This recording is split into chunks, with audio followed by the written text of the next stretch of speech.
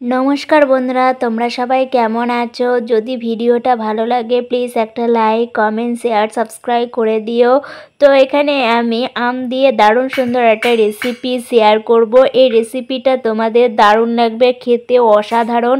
তো প্রথমে আমটাকে এইভাবে কেটে নিচ্ছি, খুব সুন্দর করে আমটাকে কেটে নিতে হবে। তার মধ্যে থেকে আমগুলোকে বাটির মধ্যে নিয়ে নিতে হবে। তো এই রেসিপিটা দুধ দিয়ে বানিয়েছি, মানে আম দুধ বানিয়েছি। তো দারুণ, এইভাবে যদি আম দুধটা বানানো যায় তাহলে দারুণ লাগে, খেতে অনেক টেস্টি লাগে।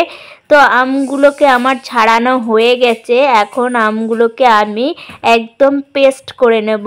তো আমি এখানটায় একটা মিক্সচার গ্রাইন্ড নিয়ে নিয়েছি। তো এই মিক্সচার গ্রাইন্ডটা খুবই ভালো।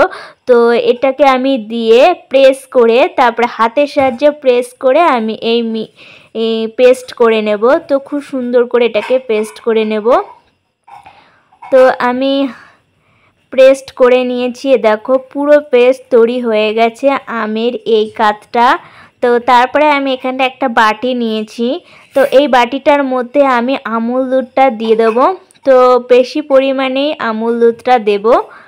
তো এইভাবেই আমুল দুধটা দিয়ে আমি একটু জল দিয়ে ভালো করে এটাকে গুলে নেব।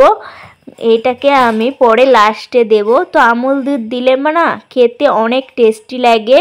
তো আমার কাছে ঘি ছিল না, তাই আমি ঘিটা অ্যাড করতে পারিনি, তোমরা ঘিটা লাস্টে অ্যাড করো। তো আমি এখানে কড়াই নিয়ে নিয়েছি, কড়াইয়ের মধ্যে আমি এখানটায় দুধ নিয়ে নিয়েছি। তো দুধটা আমি একটু নেড়ে চেড়ে ফুটিয়ে নেব। এই পর্যন্ত যারা ভিডিওটা দেখেছো তাদেরকে অনেক অনেক ভালোবাসা।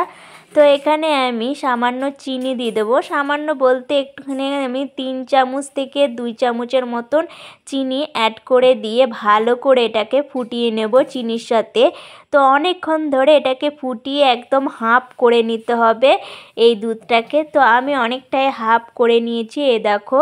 তো এই দুধটা না আমি ঠান্ডা করে নিয়েছি, ঠান্ডা করে তারপরে আমের কাতটা মিশিয়েছি, নইলে ছানা ছানা তৈরি হয়ে যায়। তো আমের কাতটা মিশিয়ে আমি একটু নেড়ে চেড়ে নিয়েছি।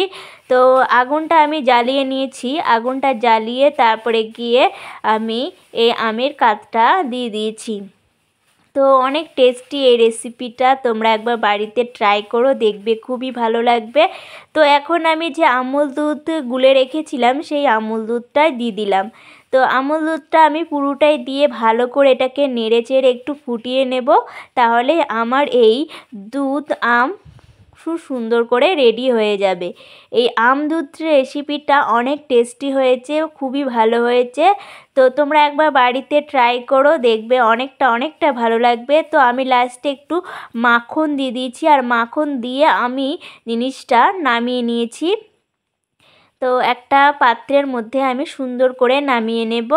তো আমার তো রেডি হয়ে গেছে। তোমরা সবাই খুব ভালো থেকো। আর এতক্ষণ ধরে যে আমার এই ভিডিওটা দেখেছো তাদেরকে অনেক ভালোবাসা। আর যদি পুরো ভিডিওটা দেখে থাকো তাদেরকে অনেক থ্যাংক ইউ। আর আমার এই ভিডিওটা যদি তোমাদের অনেক ভালো লাগে প্লিজ একটা লাইক কমেন্ট শেয়ার সাবস্ক্রাইব করে দিও। Thank you.